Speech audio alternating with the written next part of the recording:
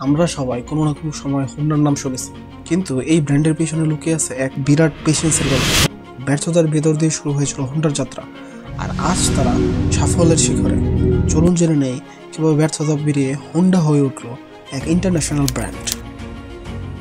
1906 সালে জাপানের ছোট্ট একটা গ্রামে জন্ম নেয় সোইচিরো হোন্ডা।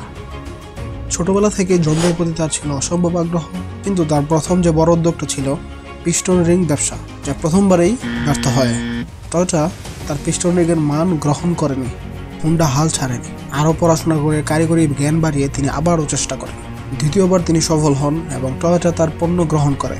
কিন্তু যুদ্ধের সময় বোমার আঘাতে তার কারখানা ধ্বংস হয়ে যায়, এমনকি এরপর একটি ভূমিকম্প যা অবশিষ্ট ছিল তাও শেষ হয়ে যায়।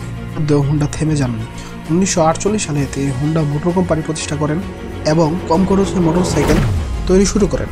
প্রথম দিকে খুব একটা সাড়া না পেলেও 1958 সালে তৈরি করা হোন্ডার সুপার কাপ পুরো মোটরসাইকেল জগৎকে বদলে দেয়। এই জনপ্রিয়তা এতই বেড়ে যায় যে জাপানের গণ্ডি পেরিয়ে এটি পুরো বিশ্বে ছড়িয়ে পড়ে। তবে হোন্ডার সাফল্যের পর কখনোই এত সহজ ছিল না। 1960-এর দশকে আমেরিকার বাজারে প্রবেশ করতে গিয়ে হোন্ডা বড় আকারের যে মোটরসাইকেলগুলো আছে সেগুলোর সাথে সঙ্গে টিকতে পারছিল না। কিন্তু তখনই তারা চালু করে একটি নতুন campaign, you meet the nicest people on a Honda. এই ক্যাম্পেইন বদলে দেয় মানুষের চিন্তাভাবনা। বড় বাইকের বদলে ছোট এবং আরামদায়ক বাইকের প্রতি মানুষের আগ্রহ বাড়তে থাকে এবং হোন্ডা খুব দ্রুত মার্কেট দখল করতে থাকে। শুধু মোটরসাইকেল নয়, গাড়ির জগতে প্রবেশ করে হোন্ডা বাজিমাত করে। 1972 সালে তারা লঞ্চ করে হোন্ডা সিভিক। তেল সংকটের সময় কম তেল খরচের জন্য এই গাড়ি জনপ্রিয় হয়ে ওঠে। এরপর হোন্ডা অ্যাকর্ড এবং সিআরভি মডেলগুলো অনেক পপুলারিটি লাভ করে, কিন্তু এত সাকসেসের মধ্যেও ফেইলিওর ছিল। 1999 সালে হোন্ডা ইনসেট নামের প্রথম হাইব্রিড গাড়ি লঞ্চ করলেও এটি তেমন সাড়া পায়নি, কারণ ডিজাইন এবং আকার ছিল অপ্র্যাকটিক্যাল। কিন্তু হোন্ডা এখান থেকে শিক্ষা নেয় এবং ভবিষ্যতে তাদের যে হাইব্রিড টেকনোলজি সেটা উন্নত করে।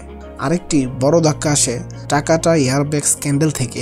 এই স্ক্যান্ডেলে নিরাপত্তাজনিত ত্রুটির কারণে হোন্ডার সুনাম ক্ষতিগ্রস্ত হয়। তবে হোন্ডা দায়িত্ব নিয়ে নিরাপত্তার উপর আরও বিনিয়োগ করে। আজ হোন্ডা শুধু মোটরসাইকেল বা কার নয়, ফর্মুলা 1 কার রেসিং ও ওয়ার্ল্ড চ্যাম্পিয়ন হয়েছে। এছাড়াও তারা ইলেকট্রিক কার নিয়ে কাজ করছে।